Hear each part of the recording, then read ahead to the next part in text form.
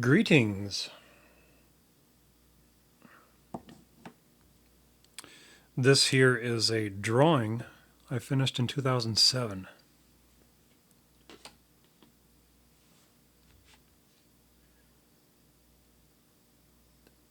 Probably on the camera it's not noticeable, all the tiny, tiny, itty bitty little microscopic little line work.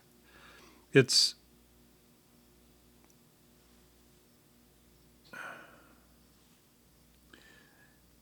It was to the point where I was using a magnifying glass, and to a point where that starts becoming ridiculous. Anyway, working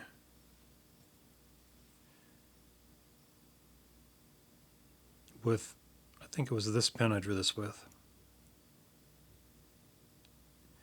So I've had this pen for about 15 years.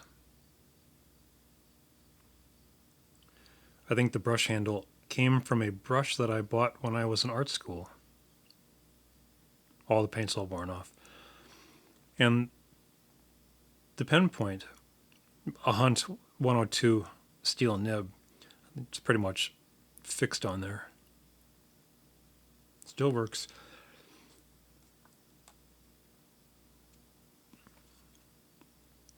And this, so someone asked about how the pen is held. And I recorded a video previously. This is what all this is all about. And it rambled and rambled. I have a tendency to ramble. I should write notes, cliff notes as to what I'm going to ramble about, so I can ramble off topic there. But so there are multiple factors involved with drawing. If you have a specific kind of line work you want to do, for instance, this is a far cry from this. This is bolder, heavier lines. There's two factors to take into account. This is intended as a fine art piece.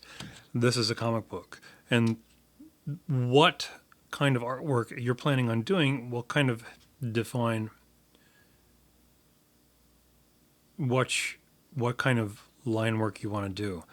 So the sci-fi spaceman comic book that I'm working on, that I haven't worked on in a few days, that has more detail than this, but there's more machines and there's more technical things involved than with this. And this was mostly as an experiment to isolate my drawing down to just certain kinds of pens. So I didn't get into this fine detail stuff. I wanted to kind of work into the actual like visual language that comic books have. They don't get into the infinitesimal little microscopic little details because it's telling a story. And it's, again, like I've mentioned before, there's a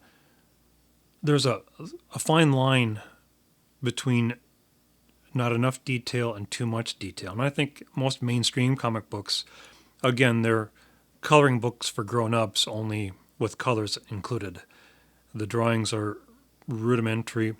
I mean, the perspectives are correct and the houses and the backgrounds, where there's backgrounds.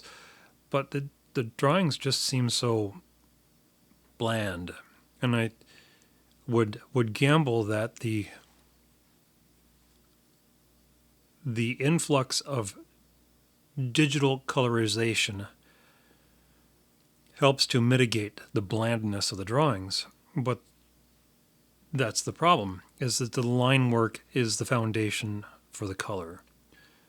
And whether it's for mass appeal or whatnot, the artwork has to first stand out on its own in black and white to know that the foundation of the artwork itself, and it doesn't have to be this detailed, but it has to stand on its own before it gets colored. Because one of my art school professors said that color lies, and it does. If you take into account with painting, it's easy to get caught up into the colors themselves without without understanding things like contrast. And that's why, in first year oil painting, or painting in general, they would have us sit down with a piece of paper and work out black and white, negative and positive shapes to help identify blocks of shadow from blocks of highlight. And then you'd move on to gray tones to help build up middle tones, and then shadows, and then the highlights would obviously be paper that's not been touched.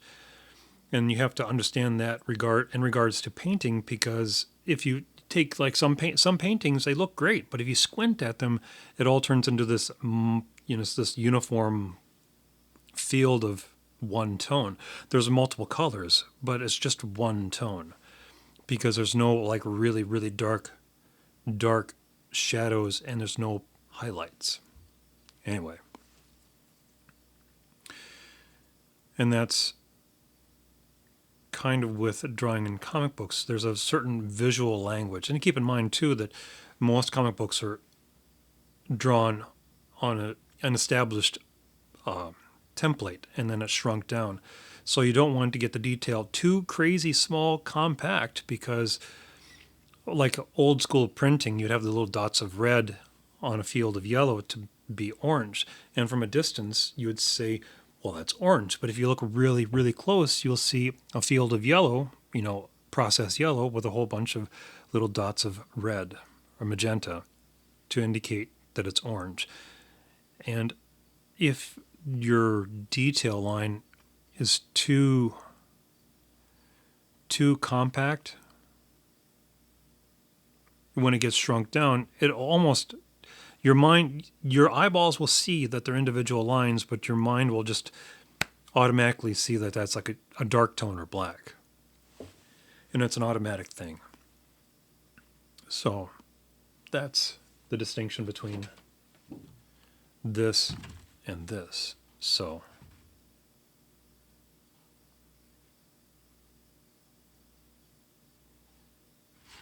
anyway, the other thing too is, since I was a little tyke, I've used nothing but pen. I would use pencil when absolutely necessary, or, if I had no choice. If there was a complicated composition, using pencil would be good to establish where the figures are going to be at. Like, again, back to this one. If you see the actual drawing, you'll notice that there are faint pencil lines here and here, and probably along there and here. You just barely see it. There's a little trace of it right there. Just sparingly, very sparingly. And it's using nothing but pen. It helps out with learning, because with pencil, it's easy just to erase your mistakes. And with pen, you can't erase your mistakes. You have to stare at your mistakes, your screw-ups, your mess-ups. Like right here, I wasn't paying attention, and it's not Bristol, I'm using Canson mixed media paper. And so the ink doesn't sink. I think it's probably because of the sizing on the paper. The ink doesn't soak in as quickly as it does with the Bristol. And I wasn't paying attention, and oops, I got a smear. Well, you make lemonade out of lemons, and you just kind of work that smear into there. And you can, if you look close enough, you can tell that it's a smear. But having no capacity to erase helps in learning. That right there was a mess up. You look at that, you observe that. You can't erase it, but you look at it, and you look at it, and you wonder what it was that I messed up on. How did I do that? What can I do with that example of a mistake that I can't erase? It becomes a learning lesson. All mistakes become learning lessons with ink, because you can't erase it. The kitchen I worked a few years at, in Colorado, one of the chefs there. It was one of his favorite sayings. You can always add a little bit of cooking, but you can't take cooking back. In other words, if this guy wanted a steak medium rare, you could take a rare steak and cook it into a medium rare. But if it was a medium well, you're out of luck. You had to start with a new steak. So there's a level of discipline that you'll learn from mistakes using only ink. And again, as Salvador Dali would say in his 50 Secrets of Magic Craftsmanship, artists, don't worry about perfection, you will never attain it.